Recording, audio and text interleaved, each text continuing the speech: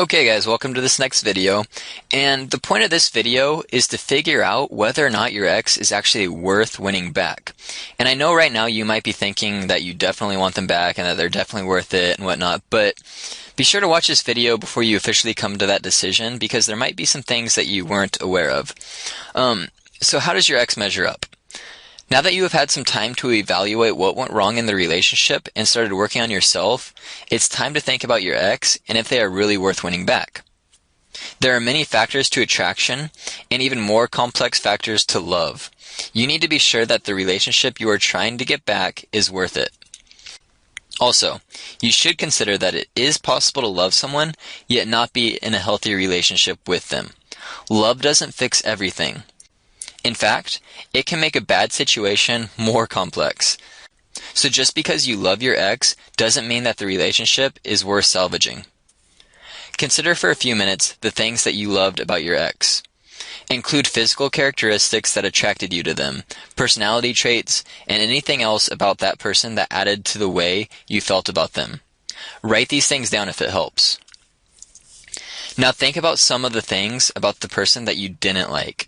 No relationship is perfect, and you will never find another human being that you like absolutely everything about. So it is perfectly okay to be in a relationship with someone that you find faults in. They can probably name a few of your faults too. Just because there are negative things about the person you love doesn't mean the relationship is doomed. However, there are some personality traits or characteristics that you may not be willing to spend the rest of your life dealing with. Being honest when looking at your past relationship and the person you lost will help you evaluate clearly to decide if this is really someone that you want back in your life. Also, think about other people that you have been in relationships with or other relationships that you have observed. How do those relationships measure up to what you and your ex had? If affection is something that is important to you and your ex isn't affectionate, you have to consider how important that is. Or if they have an annoying habit that drives you crazy, that factors into whether you should try to get them back or not. Think about the following. Physical appearance. You should always be at least moderately attracted to the person you are with. Think about how your ex measures up on the physical appearance scale. This attribute alone shouldn't make or break the attractiveness as a whole, but it will be a factor in determining if this is someone you want to be with. If you have to work hard to be attracted to them, if they have to be wearing your favorite blue shirt with the sun hitting their hair just right, you may want to consider looking elsewhere for someone that you are more physically compatible with. Let me say that I'm not suggesting that you should only date models. What I'm saying is that we are all attracted to different things about people, and you need to be physically attracted to the person you are with. That doesn't mean that they have to be drop-dead gorgeous. Okay, the next thing I want to talk about is habits. Do they have habits that annoy you? Or do they do things that you particularly like? Make a list of both the pros and cons habit-wise about your ex to consider how they measure up. There probably won't be any deal breakers on this list, but it is good to lay out all the information about the person before you make a decision about whether they are worth spending weeks or months wooing back. The next thing is a job. Is their job a factor in the relationship? Do they work long hours, travel a lot, work in an environment full of the opposite sex, have the potential to move around a lot? For most of us, work is an important part of who we are. Especially if your ex enjoys their work, you will want to consider work-related factors and whether or not they are worth getting back. A relationship that didn't work the first time is going to be 1,000 times harder to make it work if it is a long distance or you rarely see each other. Make sure that neither of your jobs is going to be a deciding factor in whether the relationship succeeds. The next thing is past issues. Whether they have past issues that predate you, or whether those issues are concerning your failed relationship, you need to evaluate how those issues affect the way you see them as a whole. Anger management may be a concern, or you may want to think about whether you can be with someone who is so emotionally dependent. Whatever issues they carry, make sure that you can live with them before you put yourself back into the same position. Compatibility is the next thing. And let's face it, some of us are just more compatible than others.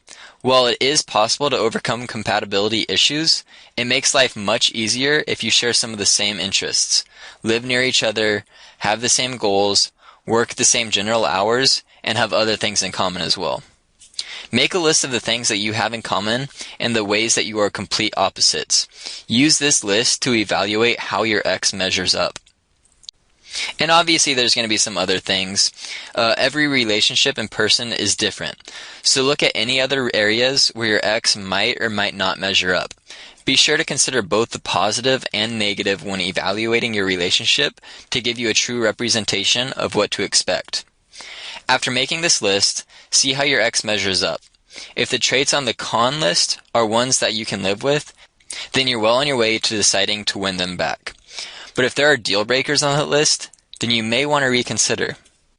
Just because you are willing to put in all this time and effort into changing yourself does not mean that your ex will be willing to change for you. Ideally, you would be with someone who was willing to try to be everything that you want in a mate, but that's not always the case. Do not expect the major things about your ex that you do not like to change. This will just set you up for even more failure. You have to do what you can to make yourself ready to be back in the relationship and then expect everything about the other person to be the same. They may or may not be willing to work on the relationship after you're back together. Therefore, you need to be prepared for the possibility that you will be in the same relationship you were in before, except for the changes that you have made. If you need to write down the pros and cons about your ex, go for it. Or you may be able to check off the list in your head. Either way, be sure to take a long, hard look at the relationship you are trying to get back and make sure that it is what you really want. We have all experienced the euphoria of the first few weeks of love. And while that is a wonderful thing to strive for, it is very hard to sustain. If that is all you're looking for in getting back with your ex, you would probably be better suited moving on and looking for someone else. Relationships are hard work, and you have to assume that you are the only one who will be doing the working, at least at first. For the relationship to work long term, you both have to be committed to putting in work to make things better, but in the beginning, you may be the only one working towards making things work. So be sure that the ex you left behind is the one you want back in your life.